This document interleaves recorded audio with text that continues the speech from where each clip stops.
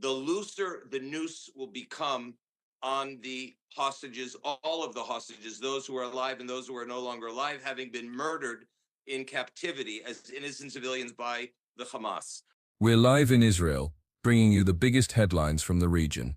It's currently 2 p.m. here in Israel and 7 a.m. in New York. I'm La Lazi, and today is day 685 of the war in Gaza. Let's get into all the top headlines at this hour. The first stage of the IDF Gaza City assault is underway. The army has begun the process of encircling Gaza City in preparation to the major offensive, with tens of thousands of Reza called up to take part in the maneuvers. IDF spokesman Brigadier General Efi Dayin said that Hamas is a battered and bruised guerrilla force and not the organized military force that it was until Operation Gideon's Chariots.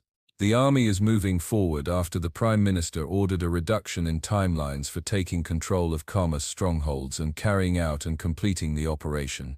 Love Music and Israel is facing a decision time. Enter a ceasefire deal with Hamas or continue expanding operations in Gaza.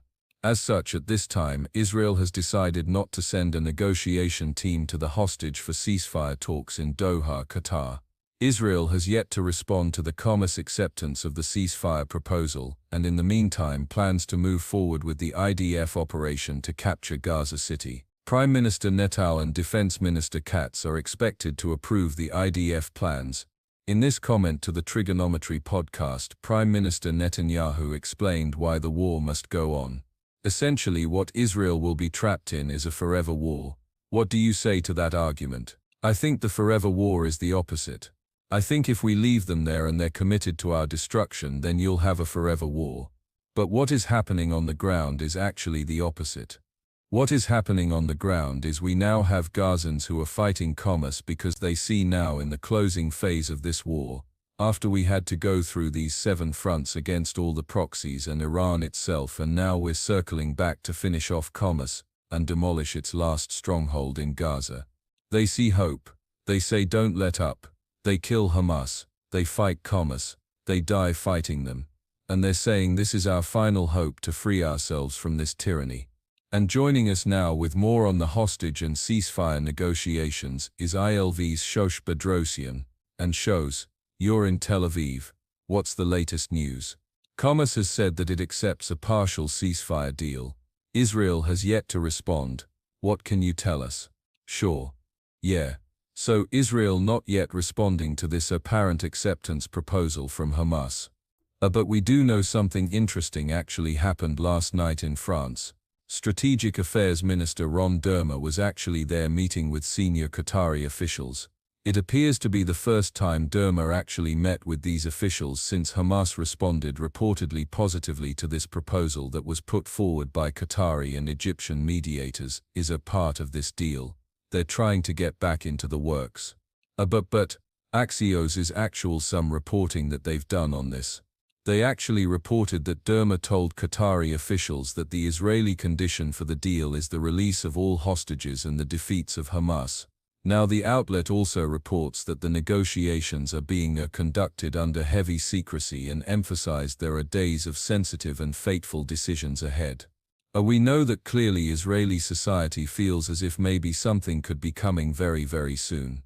It seems as if the obstacles that are standing in the way between Israel and Hamas might be actually attainable to jump over instead of in the past.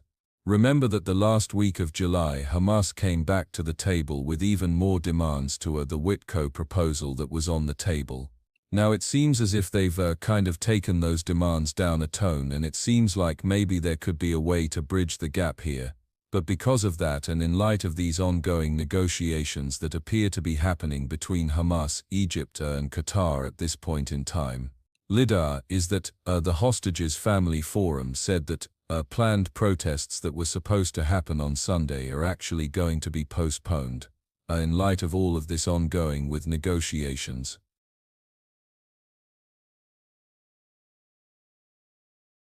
Raja. So really a critical time here in Israel. And as you said, Ron Dermer met with Qatari officials, but there are reports that Israel is not going to send an official delegation to Qatar. What can you tell us about that? Sure. That is of course what we're hearing right now. We also know that Israel is very deeply focused on this military takeover that's supposed to happen inside of Gaza City.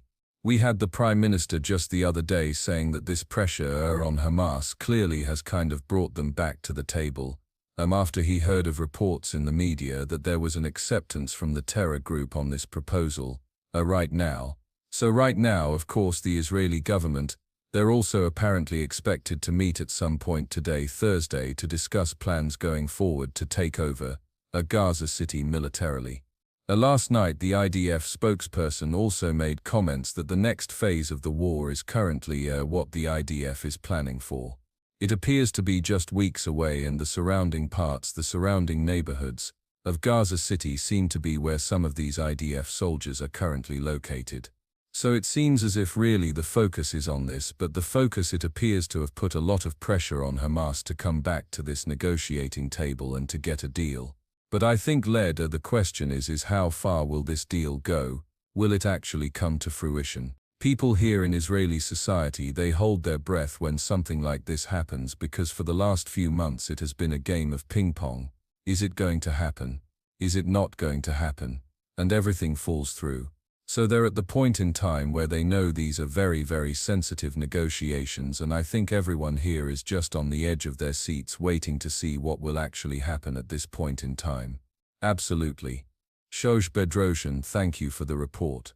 And now to discuss all the latest developments, I want to bring in Ruti Bloom, Senior Editor at JNS, and Dr. Dan Dirker, President of the Jerusalem Center for Security Affairs. Thank you both for joining us today. Thank you. So Dan, let's start with you. You know Israel is forging ahead with its plans to take over Gaza City. This, despite the fact that Hamas has reportedly agreed to a partial hostages deal. Israel has yet to respond, though it has said it's only seeking a comprehensive deal that sees the release of all the hostages, and it's moving up the timeline. Is this Israel's response, moving up the timeline? And is it hoping with this operation to pressure Hamas into one big final comprehensive deal? Leader, we live and are witnessing the Middle East. In the Middle East there is only total victory as an Arab-Muslim concept, or there is loss. There is no nothing in between. Israel right now correctly is fighting a Middle East war. They are executing a Hamas strangulation campaign that is working. That the more that Hamas feels strangled, the looser the noose will become on the hostages, all of the hostages, those who are alive and those who are no longer alive, having been murdered in captivity as innocent civilians by the commas. There is a maximum pressure campaign by the Arab world on the commas, beginning with the Arab League. All 22 members of the Arab League have called for Hamas to lay down its weapons and leave the Gaza Strip. In addition to which, the Egyptians and even the Turks are warning the Hamas that their days are numbered. So the combination of the strangulation campaign against Hamas with the prospective full-blown frontal assault on Gaza City, as well as the full pressure campaign around Hamas, is going to bring Hamas to the table, and it is only acceptable to the United States. Beginning with Representative Witoff, Special Envoy Witef, the United States President Donald Trump, as well as Prime Minister Netanyahu, they are on the same page. They want an all or no deal, or they want an all for all deal. And it seems that the pressure campaign may well be working to bring that to a conclusion, that Minister Dermer is now negotiating in Paris with the Qataris. And Rudy, so we're as Dan Dirker said, we're seeing really a full maximum pressure campaign on Hamas for a change. Do you agree with his assessment? Oh, totally. But I would take it a little bit further in the sense that the word deal is very misleading, because what we need here is defeat of Hamas, not a deal with Hamas. So this idea that all this maximum pressure is going to bring Hamas to the table, that table is finished. Okay? And if we go back to any table with Hamas, we're already conceding, because what does that mean? That means that Hamas has some leverage, and that Hamas has a say in this. Now of course Hamas does, because it holds the hostages, and that's why it has no interest in returning the hostages. Keep this in mind, okay? Let's suppose we were to agree to Hamas's supposedly what we know of this latest agreement, that it will return 10 live hostages, and some 18 dead ones, but then it'll still have 10. And what if it only has one, and only if what if that one is a dead body? That's the trouble. Hamas understands that Israel is not just as a democracy but as a Jewish bleeding heart state, that there's no way we're going to that it'll tear apart Israeli society, which we're seeing, and these demonstrations in the streets are only embolden Hamas to say, oh good. You see now the IDF is circling Gaza City.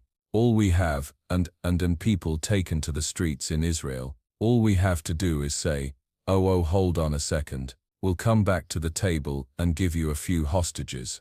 This is the disastrous part of the lead up to what I'm erasing the word deal and calling it defeat of Hamas.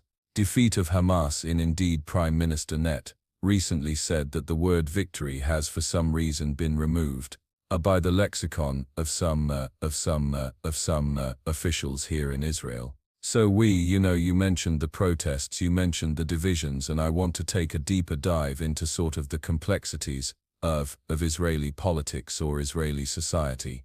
On the one hand, we do see massive protests every week essentially.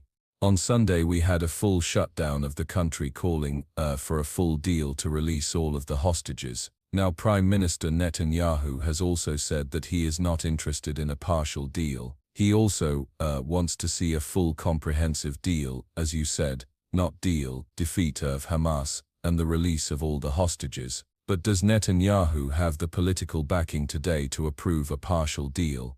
Because there are those who are also pressuring to approve just a partial deal and try to get as many hostages out, whether it's 10 or 20 or however many, to bring them out of Gaza. So does he have the backing to do so? And then does he want to do so? Is he willing to do so? Okay? Well, here's the irony. Okay? The one consensus we seem to have in Israel between left and right that are totally at opposite ends of this whole debate. The one thing everyone is screaming is all of the hostages home now. But the left side of the spectrum says, concede to all of Hamas's demands, leave Hamas in power, and that way we'll get all the hostages. Of course no such deal is on the table, but never mind. And the right wing says all of the hostages because we're going to defeat Hamas, we're going to take over Gaza City and the camps, the central camps, and the Marsi. Now in the cabinet, ironically in Netanyahu's coalition, he's really getting more pushback to his right from members of the coalition that say don't give in to anything, let's go ahead with this operation. And Netanyahu is very cautious. He always has been. Despite the false reputation that he's some kind of warmonger. So I think what would happen is if he agrees to some kind of partial deal, he's going to get a lot of anger from the right-wing elements in his coalition. I mean, the coalition is a right-wing coalition, but those who are more to the right of Netanyahu, and then you're going to get anger on the part of the hostage families who say, well, that'll cause a selection between who stays and who gets released.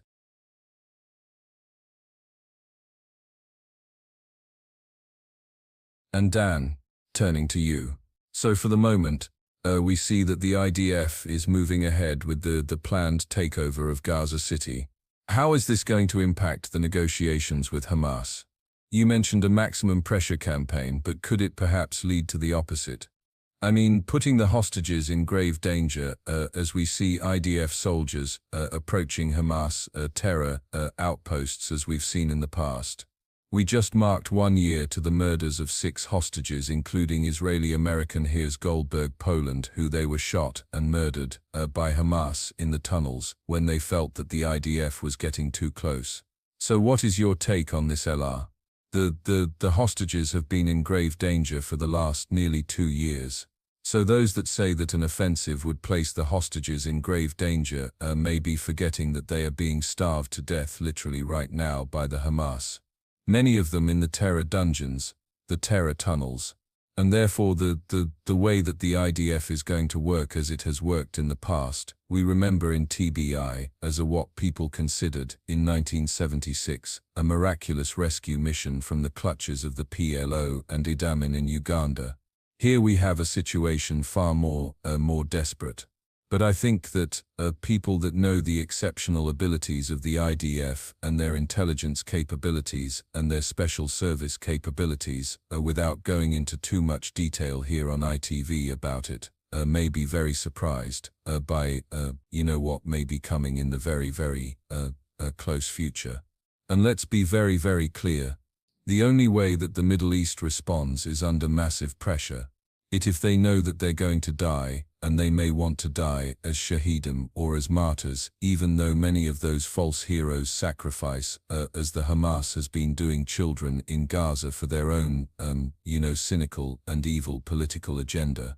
That is the context here. So the only real option that Israel has right now is to do what Prime Minister Netanyahu is doing, which is to push forward with all force against the Hamas, and together with the Maximum the Arab Pressure Campaign on Hamas. We are already seeing a major shift in the power dynamic, by which Israel is going to determine the momentum and the narrative of where we are today. And we may well see that this will end up in the release of all of the hostages, and as Ruthie says very well, the defeat of Hamas. I was particularly focusing on the Prime Minister Netanyahu's #1 goal is get the hostages back and keep putting massive pressure on the Hamas on the way to its defeat. There is no other option than defeating this ISIS Al-Qaeda affiliate, called the Hamas, the local branch of the International Muslim Brotherhood, a major threat to the United States and the Western Alliance, no less than it is to Israel and the Middle East. And you made a very interesting and important point that I just want to emphasize, that the hostages have been in grave danger already for 2 years. And we know, and we've seen the videos coming out of Gaza of the hostages being absolutely emaciated, starving, and forced even to dig their own graves.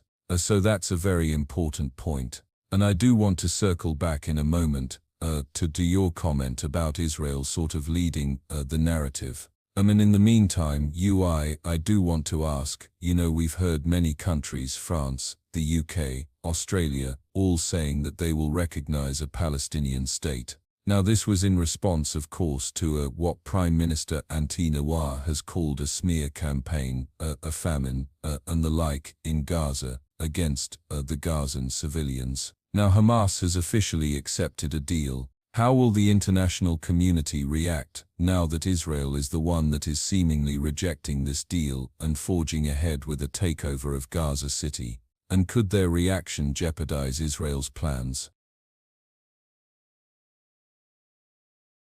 Look, the international community. I hate that word couplet. But the international community, among those countries that are supposed to be Israel's allies, they have been behaving abominably, kowtowing to their constituencies, who are anti-Semitic. There's no other way to describe it. Okay, whether or not they fell for the narrative that Israelis are purposely starving Gazans and committing genocide and all those lies, I don't believe for a second that the British government and the French government and the German government and Canadian government, I don't believe for a second. We seem to have had, we're gonna try, and reconnect them in just a moment. We'll see if we can get them back on. But in the meantime, I'll turn to another update at this hour. A terror attack in Judea and Samaria this morning has left 1 person wounded after being shot in the head by a terrorist. The terror attack reportedly targeted a group of farmers in the Benjamin area, and a manhunt is currently underway for the terrorist. And we will of course continue to follow as this story develops. Let's see if we can get Ree and Dan back online. We'll see. In the meantime, we're seeing here images on the screen of the aftermath of the terror attack. So there was luckily no mass casualties as the terrorist targeted a group of farmers, but 1 person has been severely wounded. And I think we have Ruthie and Dan back with us. There we go. Luti, you're back. So you were talking about the international community and their response to Israel. What can you tell us? You can continue your thoughts when we crashed. Okay. Maybe it was kismet, because I was about to say something inappropriate for television about those countries that are supposed to be Israel's allies, and have been catering to the lowest common denominator in their societies, the most anti-Semitic elements. I don't think for a second, I don't believe for a second, that France and Britain and Canada, and Australia, I don't think they really believe that Israel is purposely starving Gazans or committing genocide. I don't believe it. I think that they're just paying lip service to the worst elements of their own societies, and are encouraging both the anti-Semitic attacks, but also totally emboldening Hamas, and by saying they're going to support a Palestinian state next month at the General Assembly, that makes it even worse. And now, it's partly because they don't count. The only country that counts right now is the United States in relation to Israel. I mean, Israel of course counts, but the United States is the only country who counts that counts right now in this respect. And thank God President Trump, there's the Trump administration that has not fallen prey to the nonsensical attacks on Israel. Leah, if I might just weigh in the very short time we have really on this point. Absolutely. Go ahead. The French co-sponsored initiative that gained the support of the entire European Union is a result in large part of a fear of those leaderships, primarily France, also Great Britain, of their own Muslim populations, to which they are pandering. And this is a very dangerous game of Russian roulette, excuse the expression, for them. Because if they support the establishment of a Palestinian state following the October 7th mass murder, mass rape, torture, and kidnapping, they are planning the next terror attack against their own countries. Because the message they are sending to the Hamas, to Al-Qaeda, to ISIS, to Nusra, to all of the other terror organizations that are running around Europe, is that terrorism pays. So they are planning, unfortunately, planting the seeds of their own destruction by supporting a Palestinian state. And also, I must mention there is an alternative, that the Arabs themselves in Judean Samaria are themselves favoring the vast majority of Palestinian Arabs in the West Bank. Judean Samaria oppose the Palestinian Authority virulently. I yesterday met with leaders of many of these communities in the West Bank personally, and I heard with my own ears, and watched with my own eyes, that they reject the polling numbers show 86% of the Palestinian Arab in the West Bank oppose Mahmoud Abbas, the chairman of the Palestinian Authority in the PA, and many are in favor of local control, economy, security, education, and direct connections with Israel. This is an alternative to the Palestinian Authority that the Palestinian people themselves prefer. So that our friends in Europe and the others who are supporting a Palestinian state right now must think twice what they're doing. They're hurting themselves, and they're hurting the Palestinian Arabs in the West Bank and by extension in Gaza. And so Dan, expanding on that point as well, I do want to ask you, you mentioned before, you made an interesting point, that Israel is finally sort of taking control, leading the way, not reacting, but paving the way forward and determining the narrative.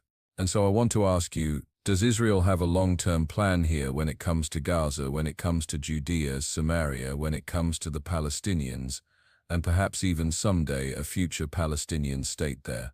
You know, people who talk in terms of long-term plans are thinking like the Americans think in a 4-year presidential term of complete political security. In the Middle East, reality changes from moment to moment, which you as well as we know as being one of the top journalists in the Middle East. How quickly things change here. Israel does have a plan. The only way that what they call the day after plan will work is if today Hamas is defeated, and we already see, if you watch carefully, there are Arab powers in the Gulf, Jordan, even Egypt. People are lining up behind the winners. Nobody in the Middle East wants a day after plan before today is a day of victory. That's the way it works in the Middle East, and that's the way it's going to need to work when you defeat Hamas, ISIS, Al-Qaeda, all of the other radical Islamic terror organizations. All of the states are lining up behind Israel and are applauding, many privately, most privately, that Israel will defeat this organization which is outlawed by so many countries in the Middle East. And Ruthie, I'd like to turn to you for the last question. I want to ask you essentially the same question. Do you agree with that assessment? I mean, is there a long-term plan that Prime Minister Netanyahu has or Israel has, or is Jerusalem just sort of reacting and responding to the realities on the ground as they develop?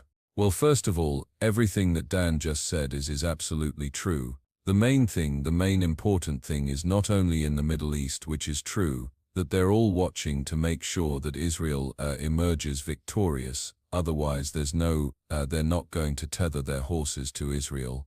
The Abraham Accords countries, for example, that's absolutely true. Furthermore, though, here's the problem. The problem is that because Israel is a democracy, we can't count on, we don't know what's going to happen after the next election. We don't know when the next election is. We do know when the next presidential election is in the United States. Those things have a great effect on it, because if, for example, if the left wins in America or in Israel, then any long-term plan that the current government has could be thrown out the window. Okay, because when you ask me, when you're talking about, oh well, a future Palestinian state, I say there is never going to be a Palestinian state. I don't know about never when apples grow on cherry trees, maybe. But the point being that that concept is already a losing concept, as we've seen over all the decades. And another thing that is really crucial, think about it, that you don't have a single Arab country who wants the Palestinians from Gaza, even